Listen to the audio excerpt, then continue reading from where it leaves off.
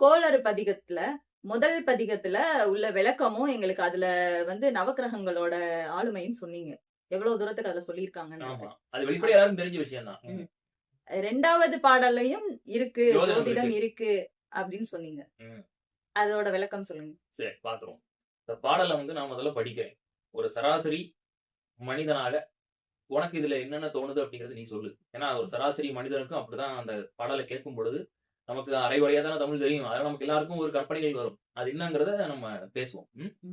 என்பொடு கொம்போடு ஆமை இவைமார் விளங்க எருதேறி ஏழை உடனே பொன்பொதி மத்த மாலை புனல் சூடி வந்தன் உளமே புகுந்த அதனால் 9 ஒன்றொடு 70 ஆறும் உடனாய நாள்கள் அவைதாம் அன்போடு நல்ல நல்ல அவை நல்ல நல்ல அடியாரவருக்கு மிகவே. இப்போ என்போடு கொம்போடு ஆமை ஏதாவது உங்களுக்கு புரியுதா?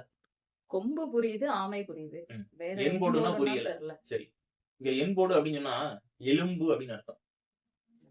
சிவபெருமான் கழுத்துல எலும்பு கூடு போட்டிருக்காருல, எலும்பு மாலை, மண்டை உடைஞ்சிடும்ல, இந்த மாலையை போட்டிருக்காங்க. என்போடு கொம்பு அதையும் அவர் அணிந்திருக்கிறார்.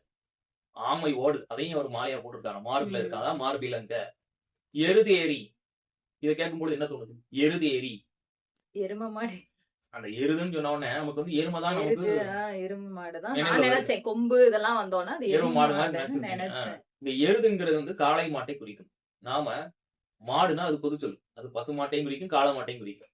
புரியுதா? மாடு அப்படிங்கிறது பசுக்கும் பொருந்தும், காளைக்கும் பொருந்தும், எருமை மாட்டுக்கும் பொருந்தும். புரியுதா? அப்போ எருதுங்கிறது எதை குறிக்குதுன்னா காளை மாட்டை குறிக்கும். ஆண் மாடுனா பசு, பெண் மாடுனா எருதுன்னு பேர். தமிழ்ல எருதுன்னு. நிறைய சிவனுடைய பாடல்கள் எல்லாமே விடைன்னு வரும், எருதுன்னு வரும். இந்த விடைங்கிற சொல்லும் காளை மாட்டை தான் குறிக்கும். அதாவது நந்தி மேல வராது இல்லையா? நந்திங்கிறது காளை தானே. அதனாலதான் இங்க எருது ஏறி ஏழை உடனே அப்படின்னு வருது. ஏதாவது புரியுதா? ஏழை உடனே. ஏழைனா என்ன? ஏழைனா காசு பணம் இல்லாதவங்கள ஏழை, வறுமையில இருக்கிறவங்க எழுதிடும். ஆனா அந்த ஏழைக்கு தமிழ்ல இன்னொரு பொருள் இருக்கு. பெண்ணை குறிப்பதற்கும் ஏழை அப்படிங்கறத பயன்படுத்தி இருக்காங்க. இதுக்கு நிறைய சூட்சும விளக்கங்கள் இருக்கு. இப்ப அதெல்லாம் நம்ம பேச வேணாம். அடிப்படை புரிதல் நம்ம எடுத்துட்டு போவோம். என்போடு கொம்போடு ஆமை இவைமார் விளங்க எருதேறி ஏழை உடனே. இந்த ஏழைனா எந்த பெண்ணை அவரை ஈசன் அந்த அந்த கொம்பு இந்த இதெல்லாம் மாலையா மார்பிலங்கன்னு மார்பில போட்டிருக்காரு, அந்த மாலையா போட்டிருக்காருன்னு அர்த்தம். இதுக்கப்புறம் அடுத்த வரி பொன் பொதி மத்த மாலை. ஏதாவது புரியுதா? பொன் பொதி மத்த மாலை. தெரியல. மாலைனா தெரியுதோ? மாலைன்னு தெரியுது. மத்த மாலைன்னா என்ன தெரியுமா?